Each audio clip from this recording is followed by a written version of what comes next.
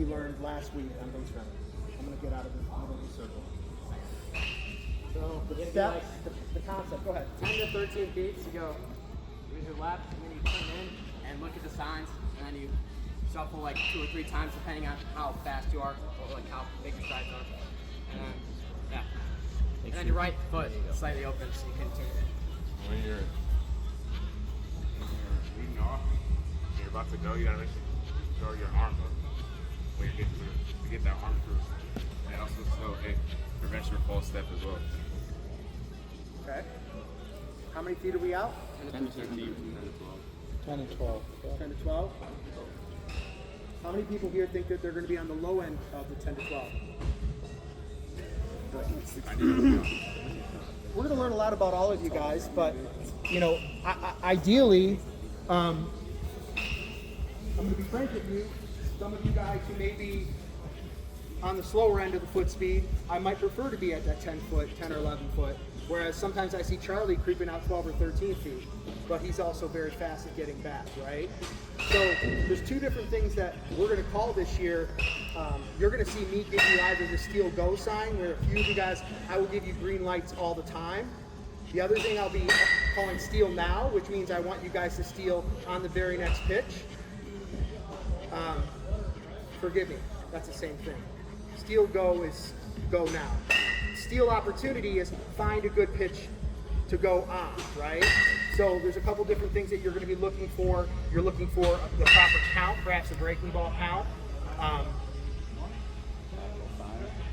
An actual sign that you see, you may pick up a sign that it's a curveball, and that's an opportunity, right? Curveball takes another 10th or 2 to get to home plate. That's an extra 3 feet maybe. That's an opportunity to get safe. But the other thing that we do a lot of is fake stealing, okay? So all I can tell you is fake stealing, its purpose is to create mistrust in the infield. And it also helps the coaches and all of you guys respond to what you see. For instance, like if I do a fake steal from first base and the second baseman is covering, now we know that's his responsibility. It's opportunity to shoot into the hole in right field, right? Perhaps the hitter takes a different approach, okay? So a fake steal is when we start off less than 12 feet, okay? Perhaps we're closer to 8 or 9 feet. And similar to a steal, we make a full, aggressive 3 to 4 step as if we're stealing. So I saw this last year a little bit, and this would be, to me, kind of mailing it in. Like the proper fake steal is when you're coming in and you're a little bit winded, let's be frank. I remember a couple times I gave it, and I could tell I had a couple guys moving a little bit too much probably, but fake steal should be, and you're out here, but then you have to respond and you have to get back, but obviously you're watching through the ball. A lot of times that creates a catcher moving, creates a pass ball, and then you can break anyway, right?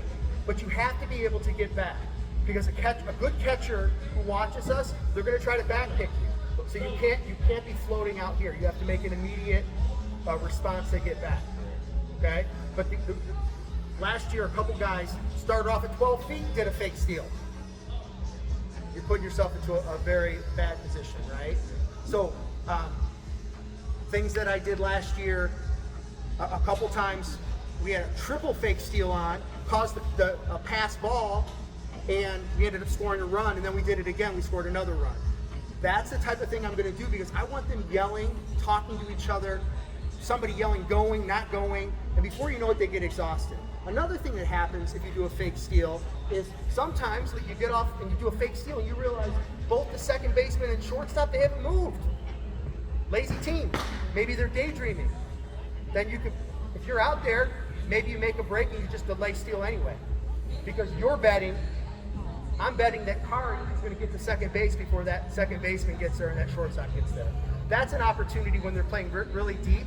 Perhaps they're not at double play depth, which is an error on their part, right? But that's what you're looking for. When you see people playing out of depth, in the wrong depth, then you take advantage of those little missteps or non-steps, okay? So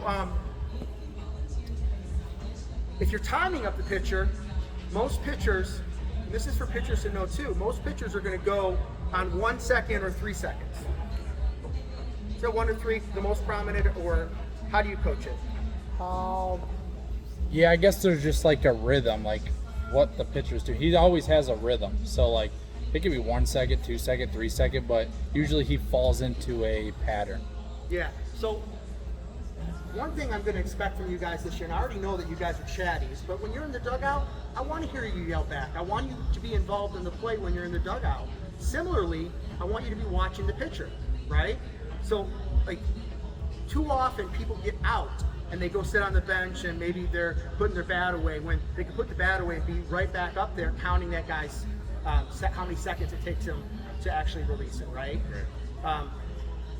One thing I've noticed about our pitchers, all pitchers in general, is once they start getting a little bit flustered, they start focusing on throwing strikes, and they don't think about mixing their times up. They just think, shit, I gotta throw a strike right now.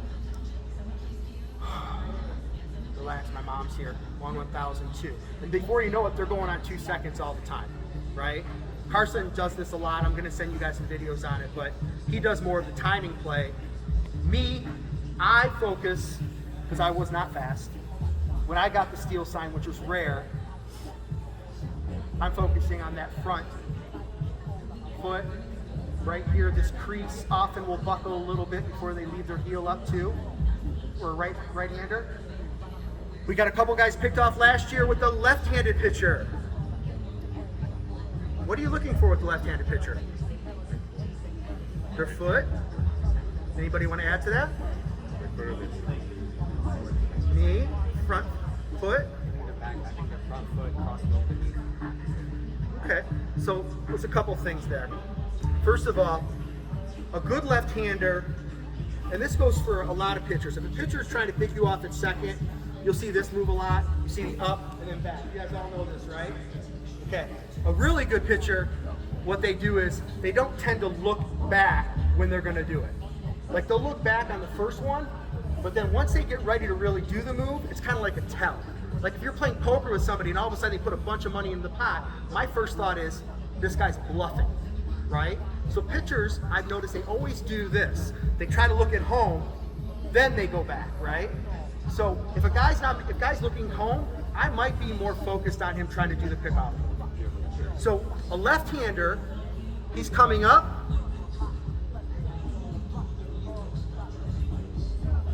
That front toe.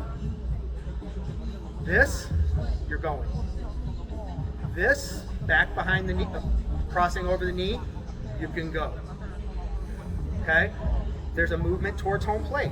I mean, you're looking at the toe essentially, but the toe will follow the heel, right? So the thing that you have to watch for is there are a lot of crafty left-handers who will start off wide-based intentionally. They start off over here, right? And they'll go up and straight down. Like I find like if I was playing baseball now, and that's something I didn't deal with when I was younger, but this move right here where they're starting off like here, you have to really watch the toe.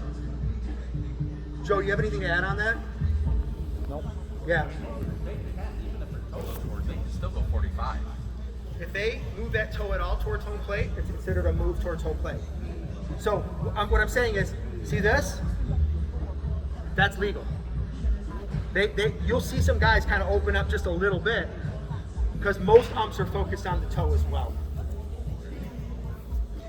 That to me, we got picked off twice last year, but to me, that is one of the things, and just based upon our little conversation here, is one of the things you guys don't learn is how to respond to a left-hander on the mound.